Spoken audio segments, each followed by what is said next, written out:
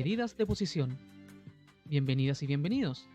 En esta cápsula conoceremos las medidas de posición según las subdivisiones más comunes de una muestra, el tipo de variable y sus interpretaciones. Las medidas a conocer serán percentiles, deciles y cuartiles. Comenzaremos con determinar qué son las medidas de posición. Las medidas de posición son valores que nos ayudan a dividir en grupos iguales una muestra ordenada de forma creciente, los cuales se representan mediante porcentajes. La separación más común de una muestra corresponde a los percentiles, valores que dividen esta muestra en grupos de 1% cada uno. Esto quiere decir que tendremos 99 percentiles que dividen la muestra en 100 grupos. Por ejemplo, el percentil 30 indica que el grupo formado corresponde al 30% de los datos y sobre él está el 70% de los datos restantes. El percentil 50 coincide con el valor de la mediana, pero no confundamos su significado, debido a que este indica que el grupo formado abarca el 50% de los datos. En cambio, la mediana es solo el valor en esa posición. La siguiente medida que está asociada a los percentiles son los deciles, los cuales, en vez de dividir en grupos de 1%, dividen la muestra en grupos de 10% cada uno. Esto quiere decir que tendremos 9 deciles que dividen la muestra en 10 partes iguales. Por ejemplo, el decil 2 indica que el grupo formado corresponde al 20% de los datos y sobre él está el 80% de los datos restantes. Esto quiere decir que el decil 2 es en realidad el percentil 20. Por último, tenemos a los cuartiles, otra medida asociada a los percentiles, pero en este caso, estos valores dividen la muestra en grupos de 25% cada uno. Esto quiere decir que tendremos 3 cuartiles que dividen la muestra en 4 partes iguales. Estos cuartiles almacenan entonces hasta el 25, 50 y 75% de los datos respectivamente.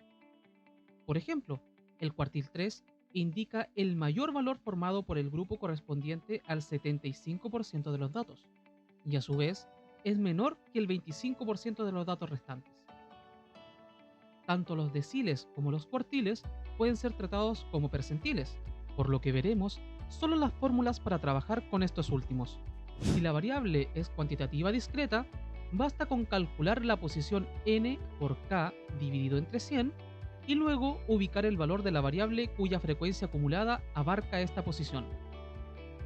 Pero cuidado, tendremos dos tratamientos dependiendo del valor que nos arroje esta división.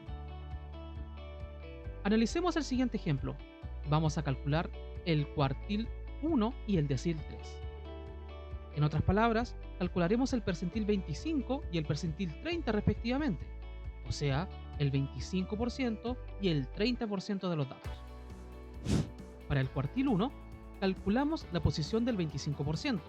N es 50, multiplicado por K, que es 25, y esto dividido entre 100. Nos da 12,5. Al ser un número decimal, solo debemos identificar el valor ubicado en la posición 12 más 1, es decir, la posición 13. Si observamos la frecuencia acumulada, esta posición está contenida en la segunda frecuencia, por lo que el valor del cuartil 1 es 6. Una posible interpretación sería que el 25% de los datos son valores menores o iguales a 6 unidades. Para el decil 3, calculamos también su posición, n, que es 50, multiplicado por k, que es 30, y esto dividido entre 100. Nos da 15. Al ser un número entero, debemos identificar en la frecuencia acumulada los valores en las posiciones 15 y 16, para luego calcular su promedio. En este ejemplo, ambos valores son 8, por lo que el decil 3 será a su vez 8. Una posible interpretación sería que el 30% de los datos son valores menores o iguales a 8 unidades. Ahora, si la variable es cuantitativa continua, generalmente tabulada en intervalos, tendremos que inicialmente identificar el intervalo percentílico, utilizando la misma fórmula para la posición, es decir, n por k dividido entre 100. Ya ubicado el intervalo, utilizaremos la siguiente fórmula, donde L sub i es el límite inferior del intervalo donde se encuentra el percentil, A sub i su amplitud, n el total de datos, n sub i menos 1 la frecuencia acumulada anterior a nuestro intervalo y n sub i la frecuencia absoluta del intervalo percentílico. Analicemos el siguiente ejemplo. Los siguientes valores representan el tiempo transcurrido hasta la reacción del paracetamol en 73 personas. Calculemos el cuartil 1. Para ello, primero debemos ubicar el intervalo percentílico utilizando la fórmula de posición. Entonces, 73, que es el total, por 25 dividido entre 100. Nos da 18,25. Como es un valor decimal, buscaremos el intervalo que posea la posición 18 más 1, es decir, la posición 19.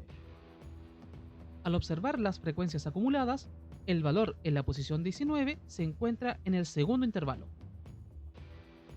Entonces, reemplazamos en la fórmula 44, que es el límite inferior, más la amplitud, que es 4, este valor multiplicado por la posición obtenida, restamos la frecuencia acumulada anterior y finalmente dividimos entre la frecuencia absoluta de nuestro intervalo, dando por resultado 44,6 minutos aproximadamente. Sabiendo que la interpretación es necesaria, este valor nos indica que en el 25% de las personas de la muestra, el medicamento hizo efecto en a lo más 44,6 minutos aproximadamente. Ahora les mostraré rápidamente los otros cuartiles.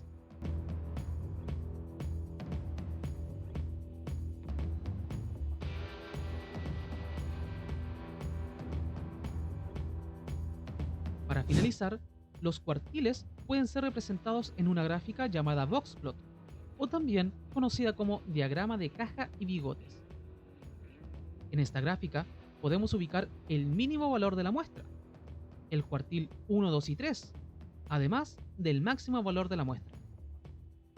En la caja representada se encuentra el 50% de los valores centrales de la muestra, cuyo rango posee el nombre de rango intercuartílico.